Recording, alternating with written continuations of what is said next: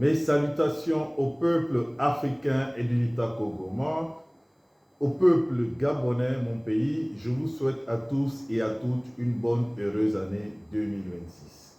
Nous allons faire immersion du côté du Gabon pour commenter une partie de l'actualité nationale qui est animée par la dissolution du staff technique de l'équipe nationale et la radiation, si on peut s'exprimer ici, d'Aubameyang et de Kole Manga.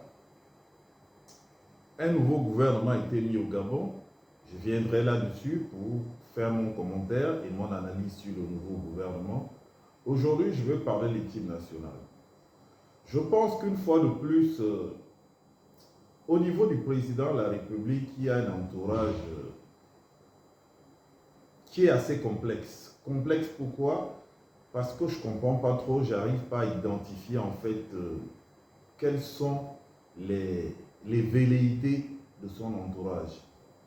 Parce que tout simplement, nous constatons que les décisions qui sont souvent prises sont des décisions qui sont déconnectées des réalités du terrain, des réalités du peuple. Par exemple, la suspension du staff technique, ça c'est normal.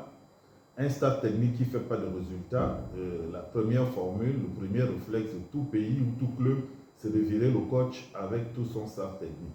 Ça c'est très bien et j'approuve cela. Maintenant, la suspension de l'équipe nationale, l'indexion de Bamia et Kole Manga, c'est des erreurs qu'il ne faut pas faire en termes de communication et je ne voyais pas la pertinence de faire un pareil communiqué et aussi vite. Parce que tout simplement, les problèmes de l'équipe nationale du Gabon sont les problèmes du sport au Gabon. Le sport au Gabon, il est par terre parce que le sport au Gabon n'existe plus. Il existait seulement l'équipe nationale du Gabon, mais le sport de façon générale au Gabon n'existait plus. Pourquoi je le dis? Parce que quand il y a une politique sportive dans un pays, elle est lisible par une dynamique qui anime cette politique sportive. Elle est lisible sur les sites du gouvernement qui vous définit carrément la politique sportive du pays. Et au niveau du Gabon, ce n'est pas le cas. La preuve, nous n'avons pas de championnat domestique qu'on appelle championnat national dans toutes les disciplines, sponsorisées par l'État, comme cela a été sous Ali Bongo, parce que j'ai constaté que ce gouvernement compare toujours sous Ali Bongo. Ça se faisait, nous faisons mieux. Et on applaudit quand c'est le cas. Mais sous Ali Bongo, avant qu'il ait son AVC, nous avons des championnats nationaux de toutes les catégories. Et le sport avait une dynamique. Nous avons organisé 2 CAN. Dans les autres disciplines, nous avons organisé des CAN. Nous participions à toutes les compétitions internationales. Et chaque année, il y avait les championnats, comme je l'ai dit, dans toutes les disciplines et dans les catégories pour les managers qui faisaient leur travail, bien sûr. Et les résultats à l'international étaient palpables. Aujourd'hui, nous n'avons pas de championnat domestique dans aucune discipline.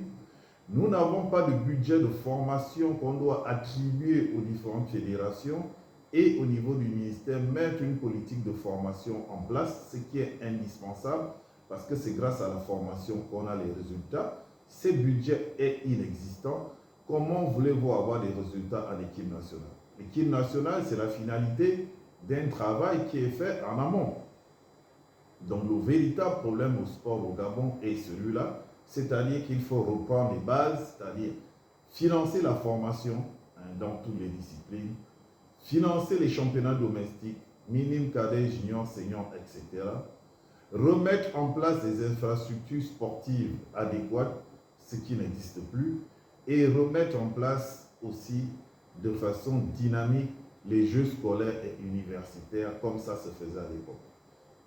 Je tiens à souligner qu'un championnat national met le même nombre de mois qu'une année académique. En général, ça commence en octobre et ça se termine en mai. Comme ça se fait dans tous les pays. Un championnat national qui est fait en 2 mois, c'est du bricolage. Donc c'est important d'aller au fond, de rentrer en profondeur avant de prendre des décisions spectaculaires. Et là, je crois encore que le cercle restreint qui prend les décisions a fait preuve de beaucoup d'émotions. Et quand on est au sommet de l'État, on doit faire preuve de patience, on ne se précipite pas parce que après c'est contre-productif. La preuve, grâce aux réseaux sociaux, vous avez la véritable tendance. Je vous dis au revoir, que Dieu vous bénisse depuis vos différentes positions.